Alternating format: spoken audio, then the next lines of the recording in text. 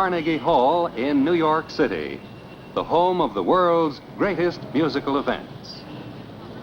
Today's event is one in a series of New York Philharmonic Young People's Concerts under the musical direction of Leonard Bernstein.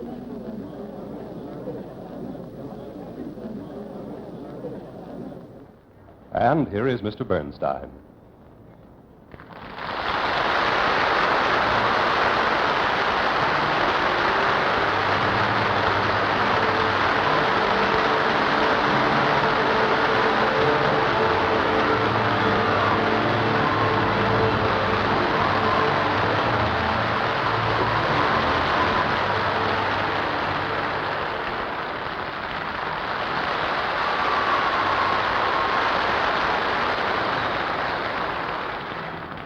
Hello again to everybody. I'm awfully glad to see you all back again. And I want to thank you all particularly for your wonderful letters and telegrams about our last show, which made us all feel very happy and proud. Now this time we're going to be talking about what makes American music sound American. And just to start things off, here's a little American music.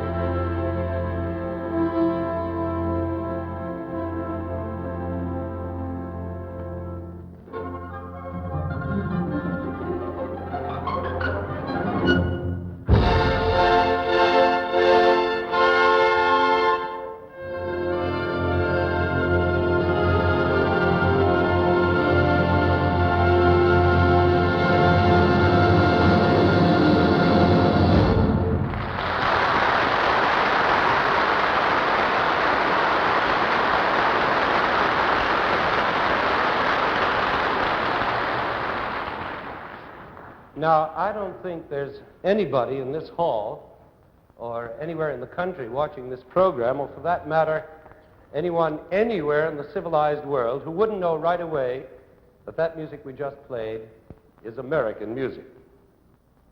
It's got America written all over it, not just in the title, which, as you know, is An American in Paris, and not just because the composer Gershwin was American, but it's in the music itself. It sounds American. It smells American. It makes you feel American when you hear it. Now, why is that? What makes certain music seem to belong to America and seem to belong to us? Now, that's what we're going to try and find out today. Almost every country or nation has some kind of music that belongs to it and sounds right and natural for its people.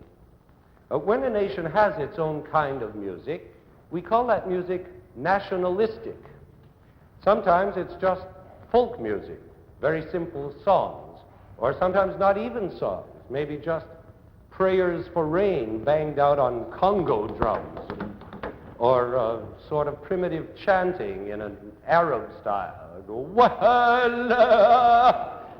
Or it could be dance music, like a mazurka from Poland.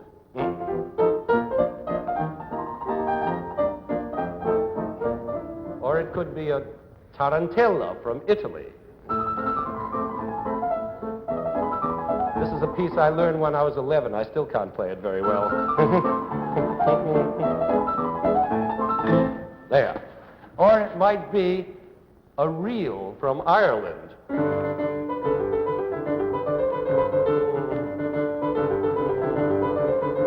But the minute you hear that reel, you know it's Irish. Just the way you knew that mazurka was Polish or the tarantella was Italian. Now, you tell me what country this music makes you think of.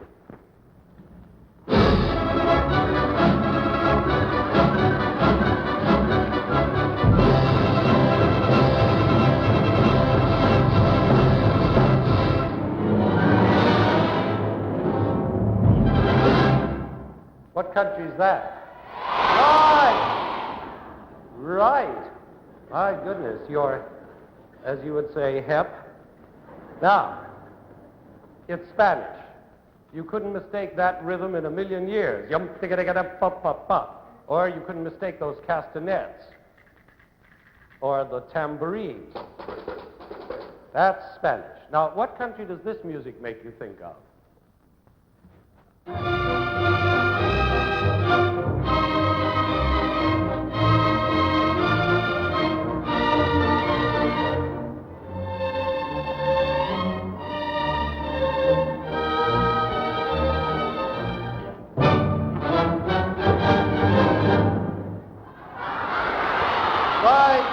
Right again. Some of you said gypsy, some said Hungary. It's the same idea. It's Hungarian as goulash. Can't mistake that. Now, what about this?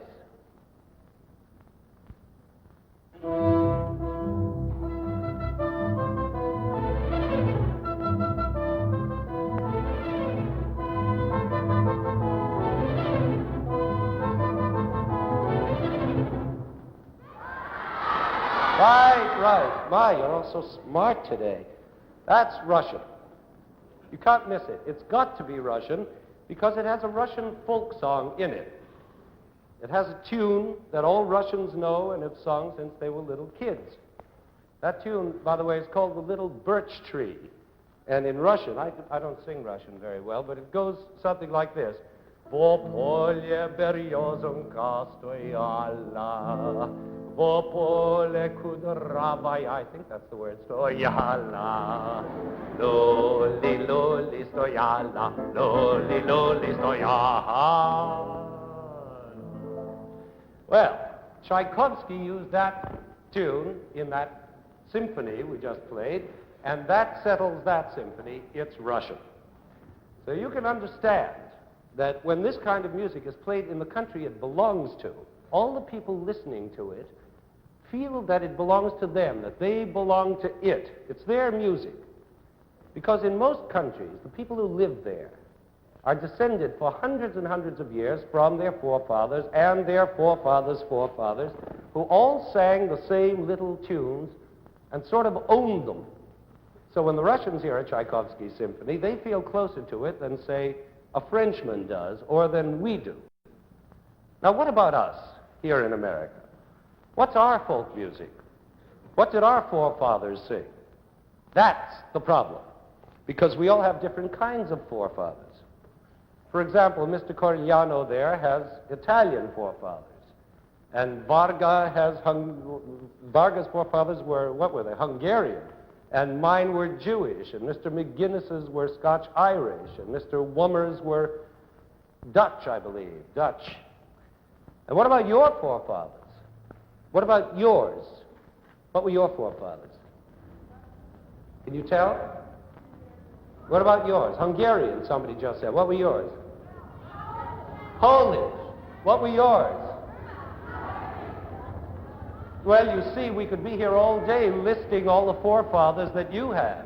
We could be here for ages. Sweden, Spain, Hungary, England, Germany. They come from everywhere. But we haven't got ours to be here and list them all. So you see, that is our problem. The problem is that with all those different forefathers we have, what is it that we all have in common that we could call our folk music? The folk music we've inherited. Now that's a tough question, because you see, we haven't had a very long time to develop a folk music. Don't forget, America's a very new country compared to all those European ones. We're not even 200 years old yet, and that's not very old for countries. We're still a baby, a big, strong, fine baby, but still a baby. And so our music is also still very young. Actually, our real serious American music didn't even begin till about 75 years ago. And at that time, the few American composers we did have were imitating the European composers, like Brahms and Liszt and Wagner and all those. We might call that the kindergarten period of American music. Our composers then were like happy, innocent little kids in kindergarten. For instance, we had a very fine composer named George W. Chadwick. And he wrote very expert music and also deeply felt music. But you can almost not tell it apart from the music of Brahms and Wagner and other Europeans, like this overture of his. Listen.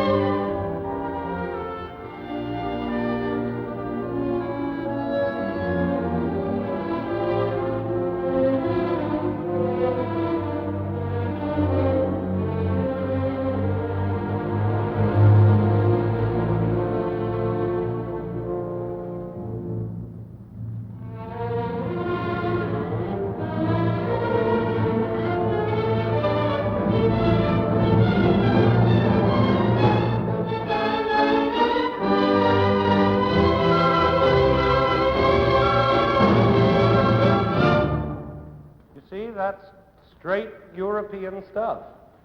But around the beginning of our 20th century, American composers were beginning to feel funny about not writing American-sounding music. And it took a foreigner to point this out to them. A Czechoslovakian composer named Dvorak, who came here on a visit and was amazed to find all the American composers writing the same kind of music he wrote. So he said to the American composers, look, why don't you use your folk stuff in your own music when you write? You've got marvelous stuff here. Indian music, which is the Indians are the real Native Americans, he said. After all, they were here before you were, so use their music.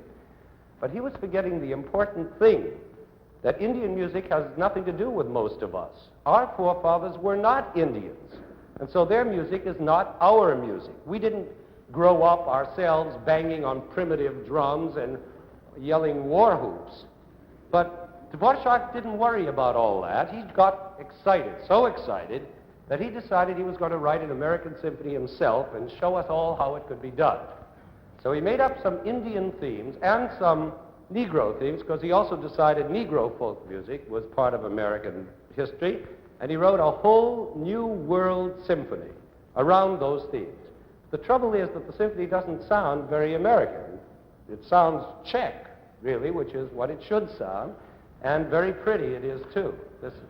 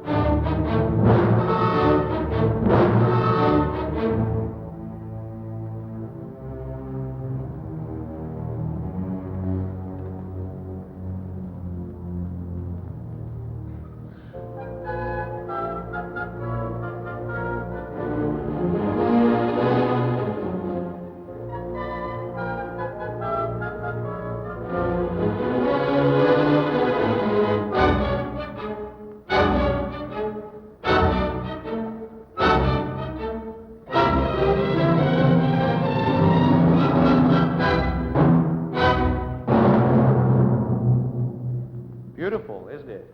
But it doesn't sound American to me. Now, I'm sure you all know the second movement of this symphony. It's the most famous part of the symphony.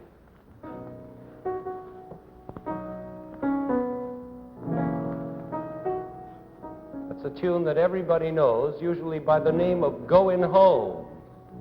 Most people think it's a Negro spiritual, and it's often sung that way. But it isn't a Negro spiritual at all. It's a nice Czech melody by Uncle Dvorak. And there's nothing Negro or American about it. In fact, if I put words to it about Czechoslovakia, it could easily sound like the Czech national anthem. Supposing I sang, Czechoslovakia, how I long for thee. It's perfectly Czech. There's nothing American about it at all. But in spite of this, Dvorak made a big impression on the American composers of his time, and they all got excited too, and began to write hundreds of so-called American pieces with Indian and Negro melodies in them. It became a disease, almost an epidemic. Everybody was doing it. And most of these Montezuma operas and Minnehaha symphonies and cotton-picking suites are all dead and forgotten and gathering dust in second-hand bookstores. Why? Because you can't just decide to be American. You can't just sit down and say, I'm going to write American music if it kills me. You can't be nationalistic on purpose. That was the mistake. But it was a natural mistake for our composers to be making at the beginning. Those early men were just learning to be American. They were just graduating from that kindergarten we talked about into grammar school. But even out of this grammar school period came some pretty fine music, a lot of it by Edward MacDowell. MacDowell wrote a suite, among other things, that uses Indian folk stuff in it, and I still can't say it sounds very American to me. He thought it sounded American, but it's more to me like our old friend Dvorak again. Just listen.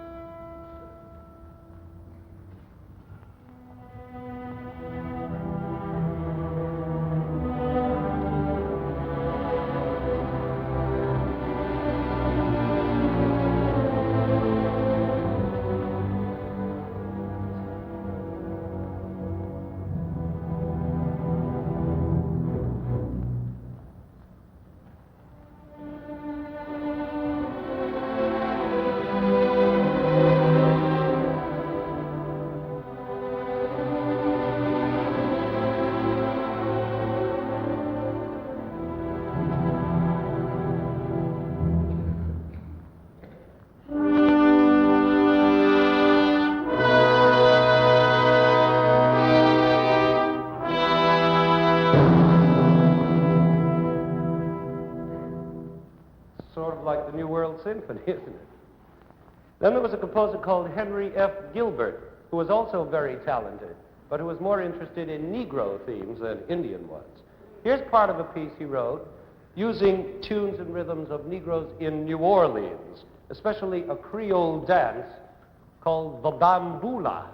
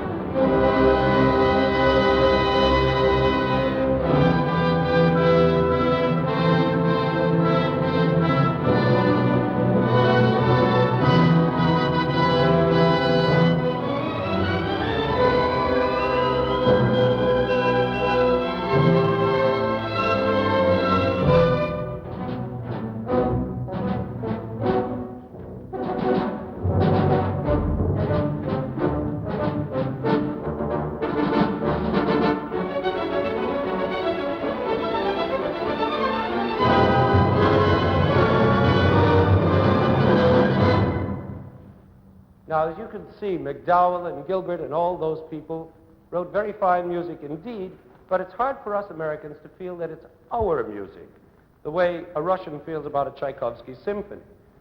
In fact, those Indian and Negro themes even sound a little strange and exotic to us, if we tell the truth. So we still didn't have a real American music, not yet. But now our American composers were about to graduate from grammar school and enter high school. By this time, the First World War was already over, and something new and very special had come into American music. Can you guess what it is?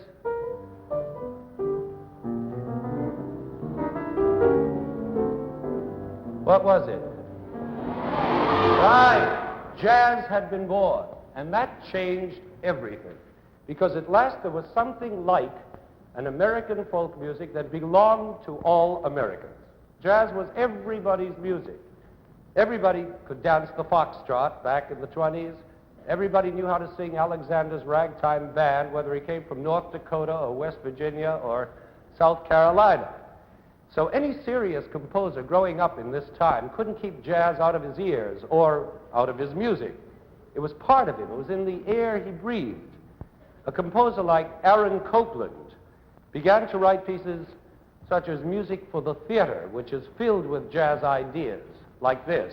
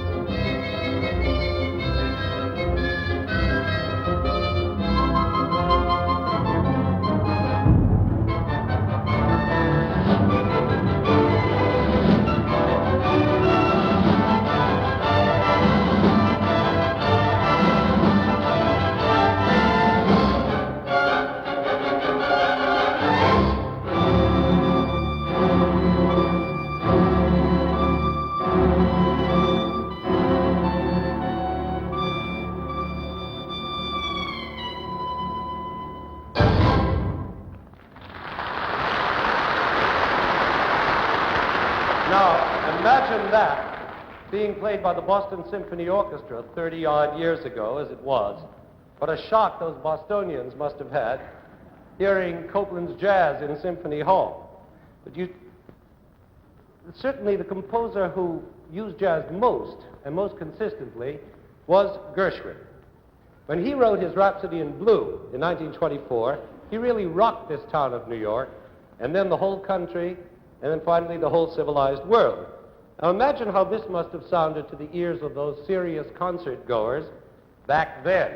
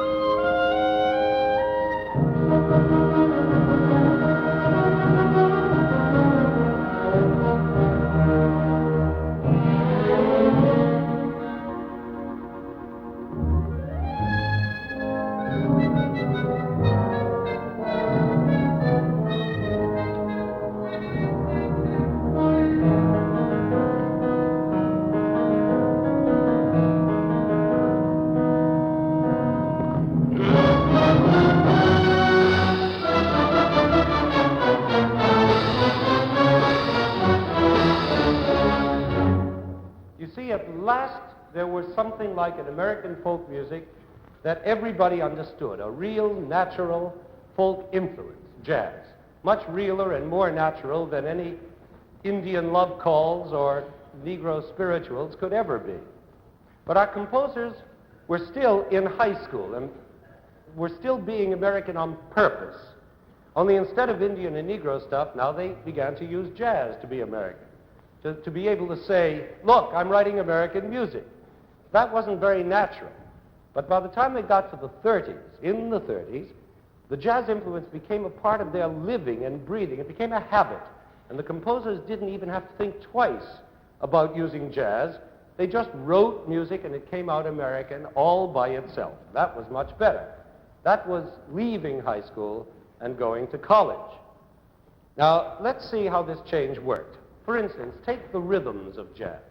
Now, the thing that makes jazz rhythm so special is something called syncopation, which means getting an accent where you don't expect one, getting a strong beat where you expect a weak beat.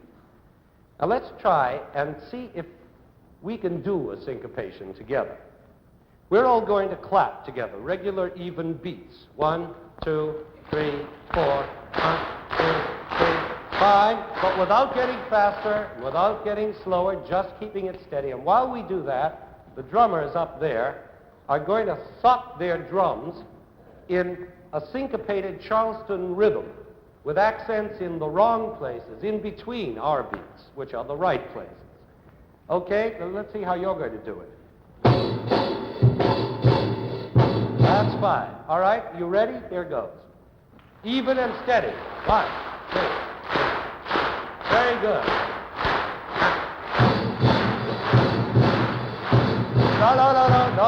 No. We mustn't let them mix us up. You see, we mustn't let their syncopated beats throw us off. We've got to keep steady no matter what they do, so they have something to syncopate against. You understand? Now let's try it again. Steady, steady, steady.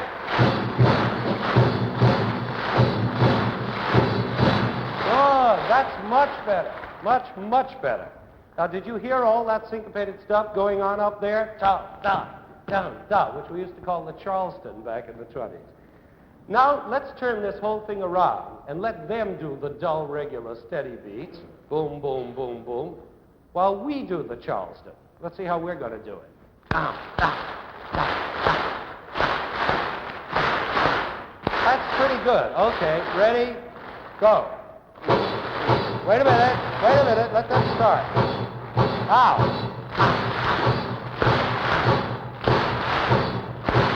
Wonderful. I can see you really feel those jazzy accents. And why shouldn't you? You're all Americans. You should feel it. Now, back in those days that we called the high school days, composers would use these syncopated beats just like jazz, as we heard before in the Copland piece and the Gershwin piece. But after a while, in the 30s, those syncopations became a part of the music, so much so that the music doesn't even sound like jazz anymore. In other words, it was no longer using syncopation on purpose to be American, but using it by accident, just by habit. So that now we got a brand new rhythm, which is an American rhythm, coming out of jazz, but which doesn't sound like jazz at all. By now it's become a natural part of our daily musical speech. For instance, a composer called Roger Sessions writes a piece for organ, a chorale prelude. Now, never mind what a chorale prelude is, but anyway, just know that it's a serious organ piece with a sort of religious atmosphere about it. Now, that's the last place in the world where you'd expect to hear jazzy syncopated accents. But there they are, deep in the music, making it all sound very American, but without sounding anything like jazz, as you'll hear. Just listen.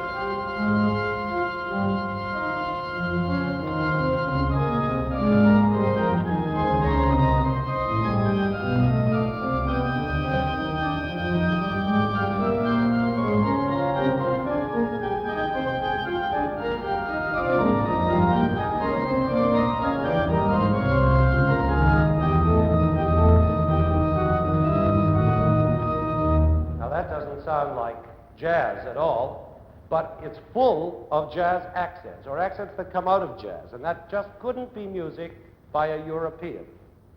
It's sort of like the English language spoken with an American accent. It's the accent that makes it different. It makes it almost like a whole other language. The accent, the rhythm of speaking, the speed that comes out of the way we live and the way we move in America.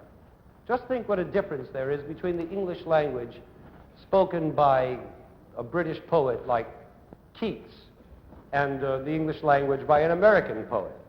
It's really the same language, after all. The words look the same on paper, but boy, do they sound different. Just listen to this bit of Keats. Bright star, would I were steadfast as thou art, not in lone splendor hung aloft the night, and watching with eternal lids apart, and so on. And now compare that English with this by an American poet named Kenneth Fearing. And wow he died as wow he lived, going whop to the office and bluey home to sleep, and Biff got married and Bam had children, and Oof got fired, and zowie did he live, and zowie did he die. Well, it's almost like two different languages, isn't it? Well, something like that happened in American music. The jazz influence grew to be such a deep part of our musical language that it changed the whole sound of our music. Take a simple horn call, for example. Music has always been full of horn calls and trumpet calls and bugle calls. Here's the way Beethoven used a horn call in his Third Symphony, a fine old European dignified way.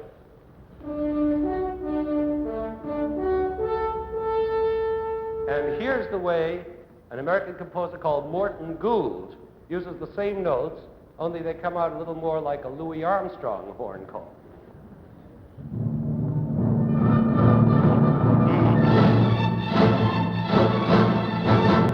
See what I mean?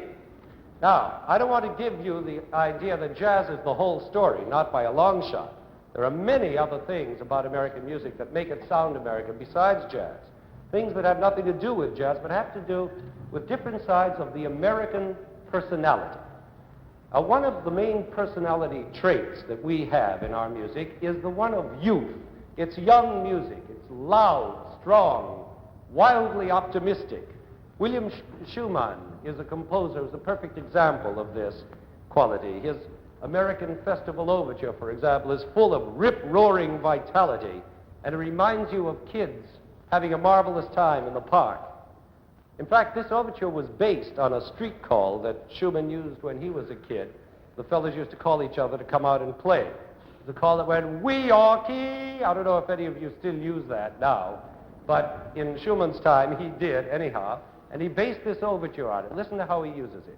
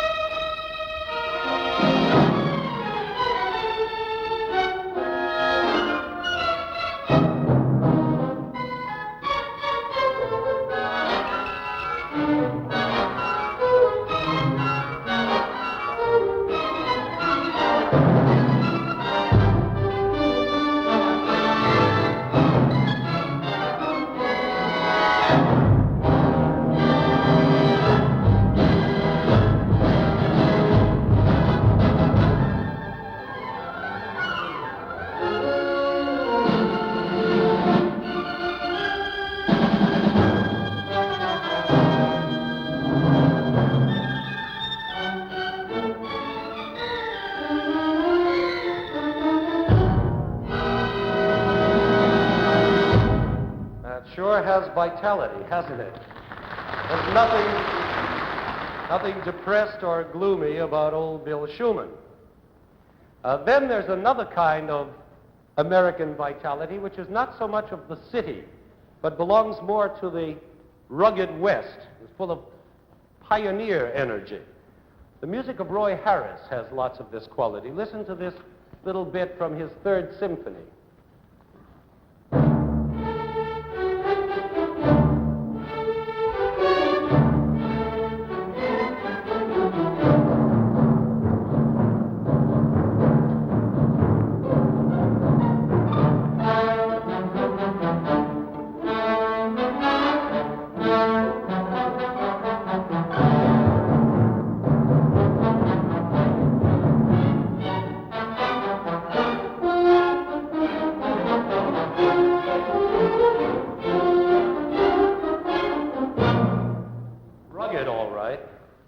Somehow that ruggedness is purely American in its feeling. Then there's a kind of loneliness in American music that's different from other kinds of loneliness. You find it in the way the notes are spaced very far apart from one another, like the great wide open spaces that our big country is so full of. Take this part of Copland's ballet Billy the Kid, for instance. This section describes a quiet night scene on the prairie.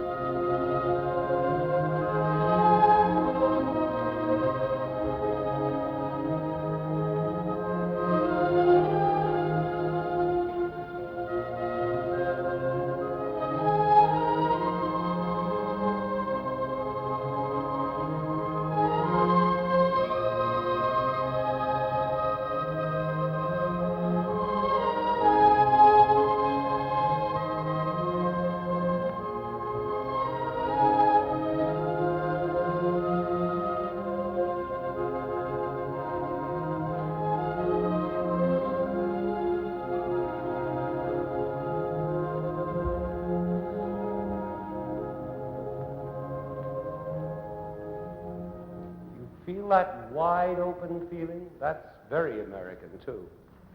Then there's a kind of sweet, simple, sentimental quality that gets into our music.